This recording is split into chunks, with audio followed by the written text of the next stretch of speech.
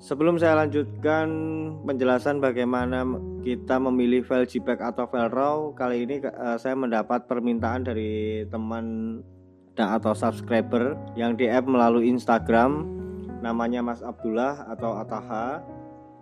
Beliau ingin tahu bagaimana cara membedakan file JPEG atau file RAW. Walaupun sebenarnya saya sudah ada tutorial cara mengedit file RAW di konten video yang sudah saya posting sebelumnya. Jadi kali ini saya akan menunjukkan beberapa file seperti yang ada di monitor yang sudah saya perlihatkan ini. Di sini ada file terbaru saya, hunting foto burung takur ungkut-ungkut. Nah, di sini sudah terlihat kode filenya 2S 2A5170. Nah, ini file JPEG-nya, ini file JPEG-nya, ini file RAW seri terbaru. Jadi untuk menggunakan file RAW biasanya harus melihat aplikasi atau software kamera RAW-nya kira-kira sudah terupdate atau belum. Nah, karena dari kamera lama ke kalau kamera lama ke update ke kamera RAW terbaru pasti sudah terbaca. Tapi kalau kamera seri keluaran 2018 sampai 2021 ini ada update kamera RAW terbaru. Tidak ada yang berbeda sebenarnya, cuma dengan kamera RAW yang terbaru ini, seri terbaru ini lebih kaya warna, lebih mudah untuk menggunakan. Jadi tatkala kita sudah mengenali atau tahu cara dan teknik dasar dalam Photoshop, semua teknik itu hanya dirangkum menjadi satu sehingga mempermudah kita dalam editing foto. Oke, sebelumnya buat teman-teman saya ingatkan dulu, jangan lupa untuk subscribe karena subscribe itu gratis. Dan jangan lupa untuk like, share, dan komen, karena dengan dukungan kalian saya akan lebih bersemangat lagi dalam membuat tutorial konten video seputar fotografi. Nah, di sini terlihat beberapa file, total ada 759 file foto JPEG dan RAW, dan ini hasil dari kamera EOS R6. Sebelum kita lanjutkan, kita lihat dulu berapa sih file size format JPEG. Nah, ini JPEG, ini RAW. Ini JPEG, ini RAW. Oke, kita cek properti. Oke. File size-nya mana ya? Oke, sorry ini. Oke, size-nya ini masih original, belum ada editing Photoshop atau lainnya. Ini size-nya 4,49 MB. Oke, kita cek di sini untuk file size RAW-nya. Nah, untuk RAW-nya 21,6 MB. Nah, padahal dari sini sudah berbeda kan? JPEG cuma 4, sekian, RAW ada 21, sekian.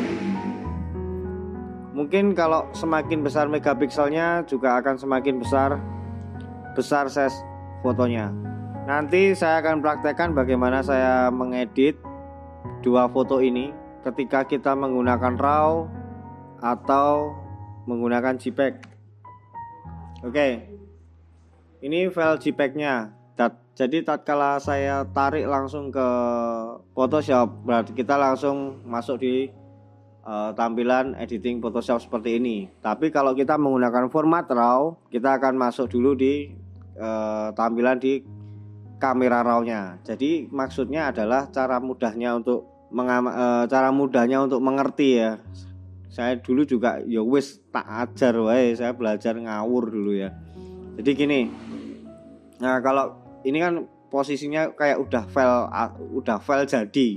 Jadi kita kalau mengedit tinggal retouch. Misalkan kita paksakan juga hasilnya pasti kurang maksimal, dan butuh beberapa teknik untuk merapikan dan beberapa teknik untuk memperindah dan membuat foto ini lebih detail. Nah, ini yang saya gunakan. Kenapa saya memilih file ini? Nah, ini karena ini makanan dari burung takur ungkut-ungkut nih. lagi nyuapin anakannya, sangat terlihat, dan dia posisi nggak kena lighting ya, jadi lebih posisinya gelap. Oke, ini file JPEG-nya. Oke. Sebelum nanti kita masuk ke file RAW, kita nyobain ke ini dulu. Kita kasih perbandingan dengan menggunakan file RAW atau file JPEG, itu enakan mana. Oke, pertama-tama kita Ctrl J dulu ya. Kita Ctrl J fungsinya untuk duplikat, atau kita bisa kayak gini. Nah, ini bisa duplikat.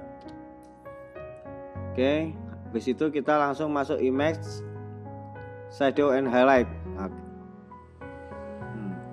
Nah, kita harus beberapa teknik dulu ini untuk menaikkan shadow-nya.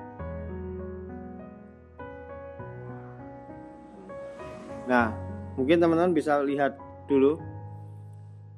Jadi kalau tatkala highlightnya dinaikkan, nah ini warnanya menurut saya jadi meladus. Nah, ini 100%, saya naikin 100%, kalau 50% cuma segini. Nah,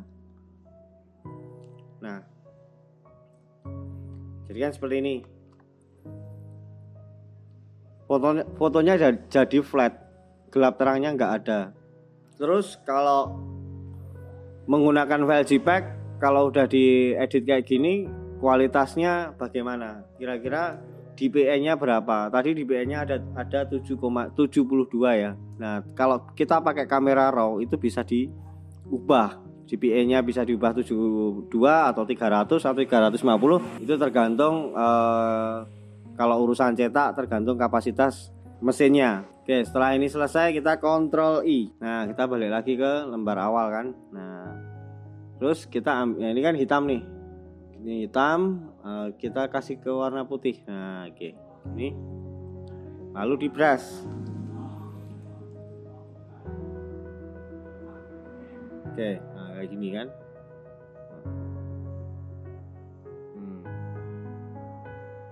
Ini kalau kita menggunakan JPEG, biar dimensinya tetap, menjaga dimensinya bisa terlihat, kita pakai satu langkah tadi. Nah, jadinya juga ini kalau mau rapikan ya terlalu repot, terlalu banyak ya.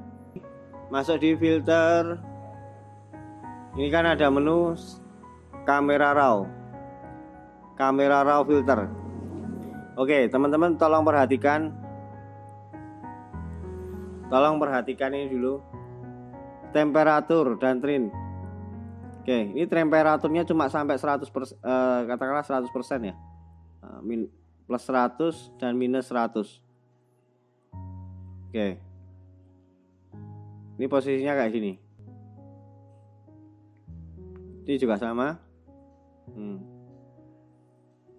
Nah, tadi kan kita ngangkat shadow di sana, dan di sini juga bisa ngangkat shadow.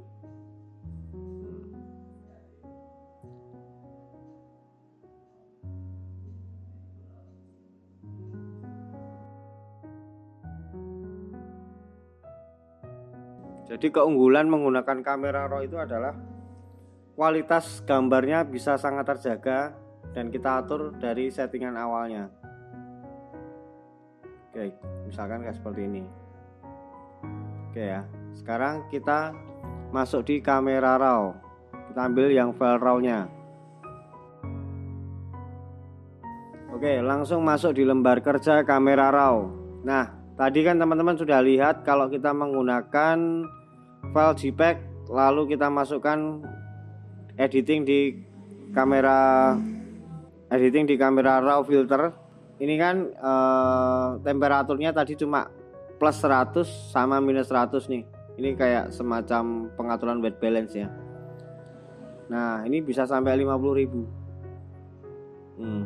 Kalau kita langsung pakai kamera RAW, jadi lebih kaya warna. Untuk mengolah-ngolahnya jadi lebih asik, lebih bebas lagi.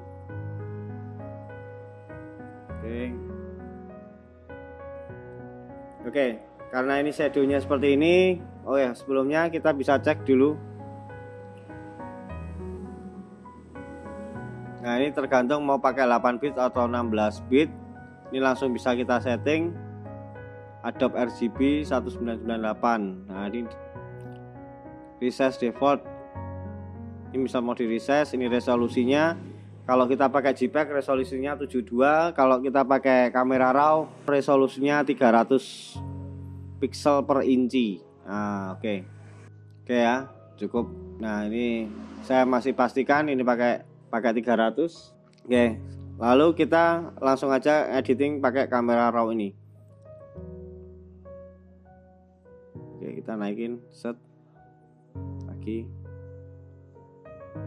Ini blacknya kita naikin. Nah, tadi kan teman-teman udah lihat kalau kita naikin kan nggak sedetail ini juga kalau kita pakai kamera RAW filter tadi ya.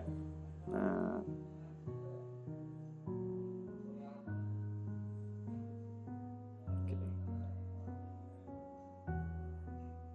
teksturnya bisa kita ubah ini sebagai detail.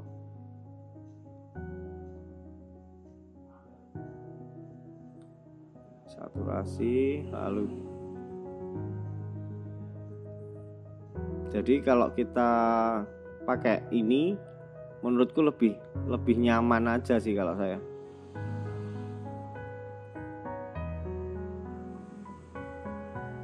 Dan keunggulan kalau kita pakai kamera RAW sekali ngedit bisa langsung jadi, nanti kita tinggal ngerapiin aja lebih cepat. Nah, ini udah ada noise reduction-nya. Misalkan ini nggak dipakai nih. Nah.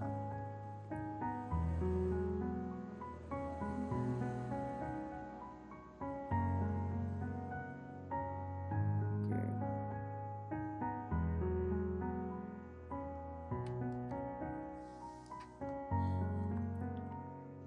Misalkan seperti ini.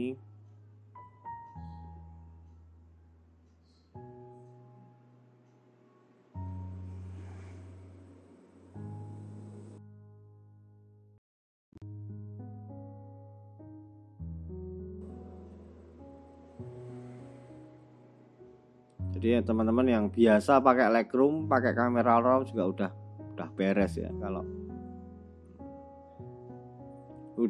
seri kamera RAW terbaru sudah ada color gradingnya. Kalau mau main ini langsung ada. Jadi udah hampir sama kayak pakai Lightroom. Oke, kita bisa langsung lihat perbedaannya.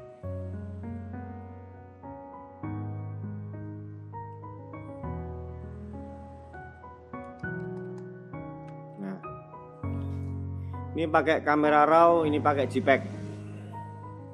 Jadi monggo kerso teman-teman mau pakai mana, silahkan eksplorasi sendiri.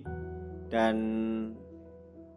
tentu saja kamera RAW kalau saya lebih menjanjikan, karena tatkala kita memotret itu ada sebuah kesalahan, entah agak under, agak over itu masih bisa terselamatkan. Tapi kalau kita pakai JPEG ya wassalam, mungkin ya harus benar-benar kita retouch agak kencengan dikit, kita mungkin file kita baru selamat ya, katakanlah seperti itu.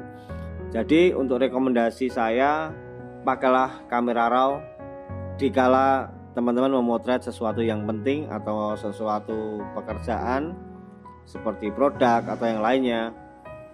Tapi biasanya kalau saya motret wedding sangat jarang sekali untuk menggunakan kamera RAW, kecuali saat foto keluarga dan foto mempelai.